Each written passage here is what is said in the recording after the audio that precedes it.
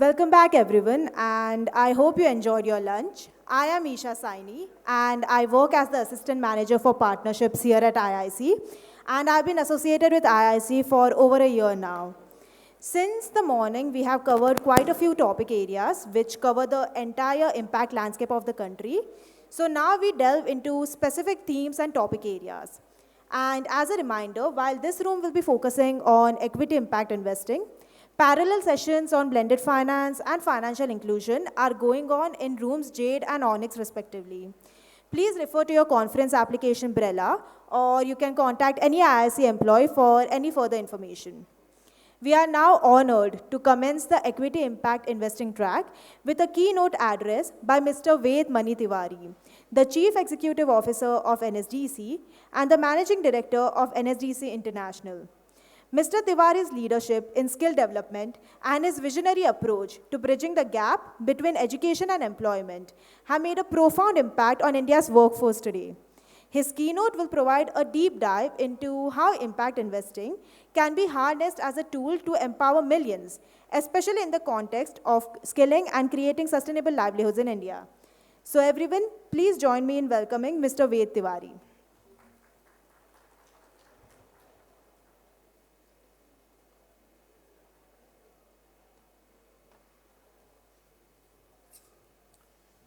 So good afternoon, everyone. I think the most difficult task a speaker has when they have to address audience which has just come back from lunch. So hopefully I will not disturb too much in your post-lunch state of mind. I want to thank Impact Investors Council for giving me an opportunity to be here present among all of you. And believe me that this is extremely important agenda, because if you see, our Honorable Prime Minister has given a vision to us that India has the opportunity to become a developed nation by 2047.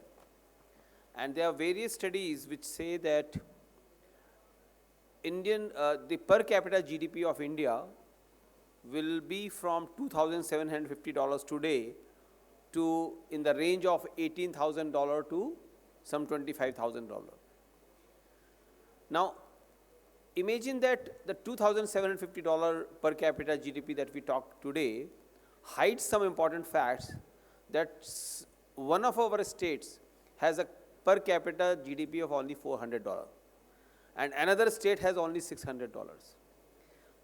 Imagine that a state which is having a per capita GDP of $400, and the journey that we talk about is that in next 22 years, 23 years, $25,000 per capita GDP. It is extremely important for us to think about how we should skill the whole nation. Because if we are not able to skill the whole nation, there will be massive disparities and it will create its own problems. So while social agenda of skilling is important, but also important is that the skilling is required to solve some of the world's greatest problems. We know that this conference is also studying the climate finance thing. So climate change is an extremely difficult agenda in front of humanity. We have just come out of the COVID pandemic, where the pandemic has disrupted the global economies and supply chains to such an extent that the whole world is now going back to industrial policies and things like that. And if you add to that geopolitical stresses that are emerging across the world and the demographic challenges that the world faces, skilling of India is the most important agenda, not for India alone, but for the whole world. One of the studies says that the world will add 100 crore new people, 1 billion new people in the workforce in next 25 years. And every fourth Indian worker in that new workforce will be an Indian worker. That means every fourth dollar of value add, incremental value add that happens 22 years from now will have an Indian contributing to that. So if this is the big agenda that India has to solve the problem of the world, we all know that few decades ago the world was facing a problem of Y2K when the turn of the century was happening, and at that point of time the Indian engineers went all over the world, they solved Y2K problem, and we all, rest is the history. We all know that India is IT superpower because of the crisis that world was facing at that point of time. Now we are seeing multiple crises across the world. How do you ensure the security of our supply chain? How do you ensure the well-being of the graying, of the silver age, the population, the aging population that the world is going to have? How do you deal with the social systems which have broken down? How do you deal with the climate change impacts? How do you deal with the decoupling world? We are deglobalizing big time. All these questions are on one hand problem statements, but on the other hand, India has demonstrated that whenever there is a global crisis, India has come out stronger from that and has leveraged the global crisis to create an opportunity for itself. Now, I am extremely excited that the coming decades in front of India are decades of massive opportunity.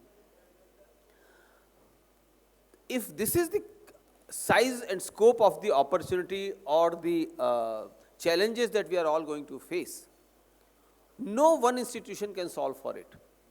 Until now, everybody has been talking about that it is the government's responsibility to create employment opportunities or entrepreneurship opportunities for its people. But the larger societal problems can only be solved if the public and private come together. And impact investment should be seen as a powerful instrument of public-private partnership. Because if the governments can fund outcomes, and the outcomes can have social returns embedded into those outcomes that are rewarded by the public funding, they can create a functioning social marketplace where the innovators who are interested in solving the problems of the society can actually come forward and can create solutions for this. And that is why at NSDC, we have been trying to solve this problem in multiple ways. On innovation, on financial innovation side, we launched a skill impact bond about 2 years back, which rewards outcomes. And outcomes here are not the certificate, not the jobs, it's a retention in the job. Because our studies say that first job are important, but retention in those jobs are more important to build a sustainable career for yourself. So skill impact bond was one of the innovations that NSDC has brought out. Another variant of the same was launched with the Ministry of Skill Development, where Generation India and NSDC came together, and an innovative way of financing the skills came into picture, where a part funding is coming from private sector and a part funding is coming from the government. So it's a first time we are seeing that the two sources of capital are coming together to finance one single outcome. You might have noticed that the government of India has come out with many new schemes in the recent budget which are trying to address the issue of skills. There the government of India is linking the formalization of the workforce through the financial incentives and the ELI, the employment linked incentive schemes. There are 5 variants of that are trying to address that. That's a clear direct contribution intent to work with private sector to create outcomes. Similarly, there is a skill loan scheme which has come up because it is noticed that grant programs can go only up to an extent. But if we want to create equitable opportunities for all, the cost of creating those opportunities are going to be higher, and for that skill loan scheme has been formulated. skill loan scheme does, it solves the access to capital problem, that the up to 7.5 lakh rupees can be funded through a loan scheme. This loan scheme is also catering to that if some of these skills also require an equipment which can be used later on, one can include those equipment also into the skill loan scheme. So these are powerful initiatives that the government itself has come forward. And we are now looking at the skill impact bond version 2, because version 1 was more about government coming as the private sector as an outcome funder. Now that we have seen the results, we are talking about that how the government comes forward and government becomes an outcome funder. That means that the private sector capital can be utilized for more as a working capital and can be rotated, and the rotation of that capital can also come with some rewards for being the risk investor. NSDC also has worked with Ministry of Skill Development to come out with a digital platform, many of you would know, which is called SIDH. The SIDH is a platform which has a convergence of education, skills, entrepreneurship and employment. All of them come together. The app is available on Play Store and Apple Store, so anybody can download. One of the innovation that we are trying to do on that app, and that has a large implication for impact investing community, that we are building a solution, a financial solution to upskilling opportunity. So any candidate can come to platform, they can explore courses. Those courses have a metadata which is linked to the job opportunities that can open up through that courses. And once you zero on that these are the jobs that I would like to pursue in my life, and these are the courses which will take me to that job, now the financing solution story starts. That suppose the course is costing me about 100,000 rupees, but I as an individual have only 10,000 rupees to contribute. I can go to the platform and say that I have only 10,000 rupees. The platform will be able to guide you that there is a government grant available for this program. Say you can get up to 30,000 rupees from government grant from this program. It partly solves the problem. It can also say that some individual donors have come forward and they are ready to fund a part of this scheme. Then that comes into the same bucket. It can also talk about that there is still you have a margin, which still you have a financing gap that can come through the skill loan. So the entire financing solution can be brought together. The platform is built on intelligence that various sources of capital can actually contribute to the same outcomes. The capital provider can go to the platform and can actually define the outcome that they are seeking. So suppose you and I as an individual investor say that we have about 50,000 rupees which we want to contribute, and we say that we want to contribute to a girl child who comes from a most backward district in the country and should get a job which is a life changing for this girl, and we can say that only if the girl is able to get a 30,000 rupees per month job, then my contribution goes into the picture. Now the rest, this solutioning will be done by the platform, and your money will move into this. So it's a kind of a impact investment where the entire society can contribute, and the instrument will be available. It's because it's a government platform, everything will be available transparently.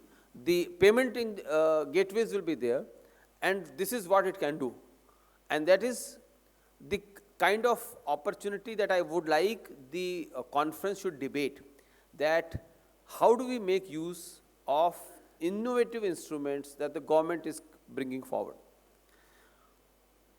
Another thing that we are focusing a lot on the platform is on entrepreneurship opportunities. The platform has a Skill India digital map. On this map, all the skilled professionals, whether they want to leverage their skills for services or their skills for any goods that they produce, we are partnering ONDC to cater, to expose these opportunities to the marketplace. So entrepreneurship is another area which is emerging, and I know that many of you would have questions about how do you measure outcomes in case of entrepreneurship. And those outcomes can be measured because if the platform is the place where the transactions happen, these can be measured in form of the volumes of transaction, the value of that transaction, the nature, qualitative nature of those transactions, those can be measured. And believe me, these will be the most powerful interventions from the impact investment perspective. So I would not take much time. I would just like to say that the digital and financial coming together is an opportunity for massive innovation. We all have seen, I come from renewable energy world. When I started my career in the renewable energy, solar power was costing rupees 16 per unit. But the government enabled that by coming out with some innovations like every DISCOM was given a obligation, renewable purchase obligations.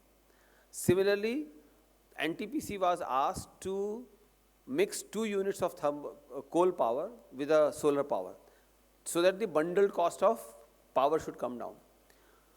Innovations of this kind which happened at that point of time, and now we are seeing many more innovations because of the storage, etc. coming up, the grid is becoming a very dynamic place.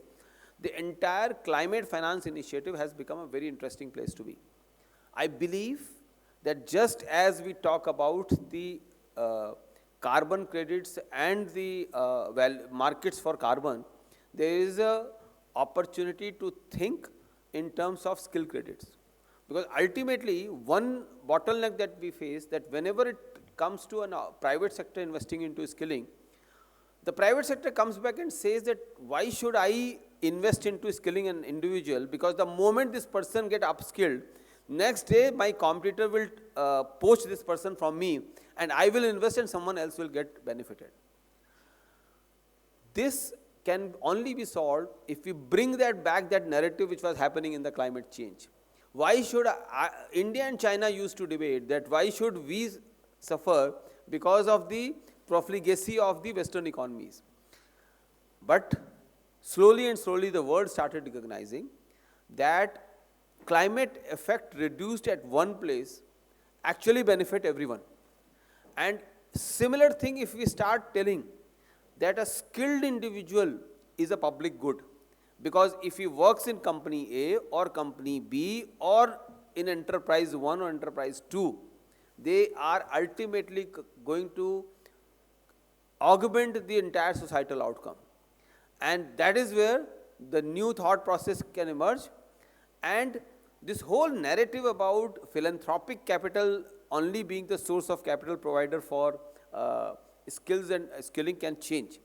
And ESG, the world talks about E of ESG very confidently because of the carbon credit and the entire thing. If we start talking about skilling, skilled individual as being as a public good, the S of ESG can be catered to. And believe me, it solves many more problems. The whole world is facing the problem of migration today.